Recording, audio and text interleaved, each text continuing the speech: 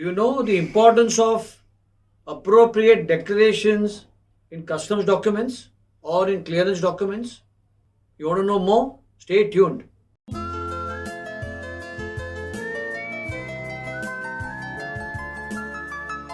For latest updates, subscribe to our channel and press the bell icon. Hello everyone, I am Viren Dayal, a custom broker, a trainer and a faculty. The Customs Act mandates that any importer or exporter who files a bill of entry or a shipping bill must self-assess the goods.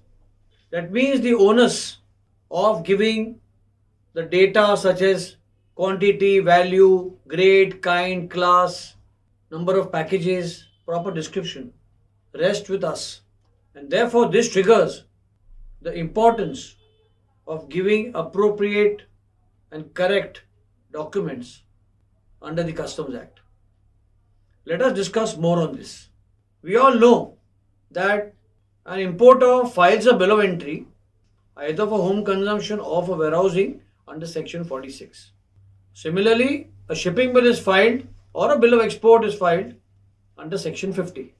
While filing a bill of entry or preparing the bill of entry in the integrated declaration on the e-Sanchit module of Indian Customs, the law mandates that the importer or the exporter will subscribe to a declaration before the bill of entry or the shipping bill is submitted in the Indian Customs Common Portal. Let me give an example. When you are filing a bill of entry under Section 46, the law provides under subsection 4 of Section 46 that the importer, while presenting a bill of entry, shall make and subscribe to a declaration as to the truth and contents of the bill of entry which he has filed. And in support of that declaration, I repeat, and in support of that declaration, will also provide an invoice or packing list or any other document which is relevant for the purpose of clearance of the cargo. Subsection 4A provides that the importer who presents a bill of entry will also subscribe to the authenticity and the validity of the documents which he is providing and the accuracy and completeness of the information that has been given. Now this provision which has been mandated in the Customs Act, and therefore these subsections 4 and 4A where we subscribe to these two declarations gives the importance why we should file proper clearance documents while presenting a bill of entry or a shipping bill. Let me explain to you what happens when a bill of entry is generated, when we subscribe to a declaration, when we subscribe to the information about the accuracy and completeness. What is the effect of that declaration?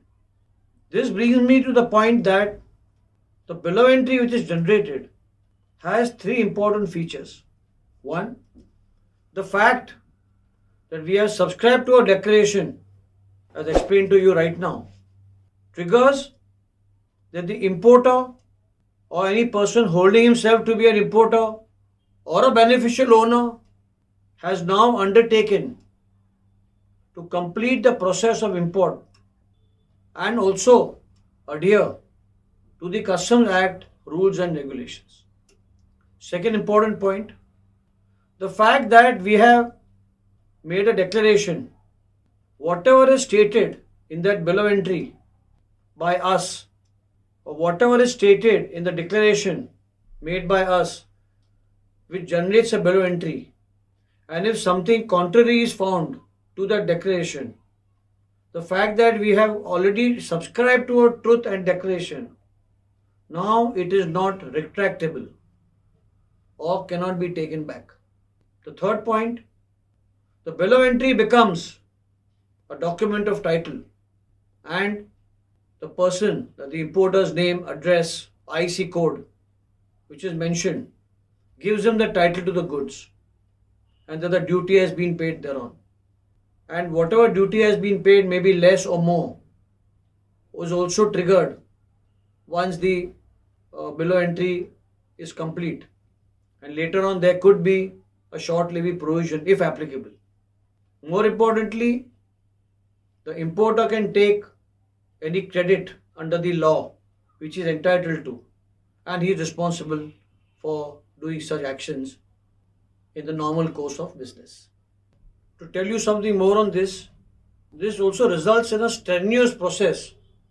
Should a bill of entry or a shipping bill which needs amendment post clearance or once it has been filed. Currently, there is no provision under the Customs Act for recall of a bill of entry or a shipping bill post clearance, and if there is any reassessment which needs to be done, then the current legal process mandates that the importer or the exporter first has to file an appeal under section 128 to the Commissioner of Appeals, and then upon the order received, the next step or the next process can be followed. So we now realize that how important it is to correctly give documents and correctly make declarations under the Act. Last, any incorrect averment made in a bill of entry or its accompanying documents, even if not objected for any reason whatsoever by the proper officer or the assessing officer at the time of clearance of the goods, can sometimes turn out to be a pain point for the person in post clearance audit and regulations. To conclude, all declarations, attachments, documents should not be given merely as a mechanical act and should be taken seriously to avoid any future litigation under law. Thank you. For detailed learning of all logistics subjects, visit www.logiveda.com.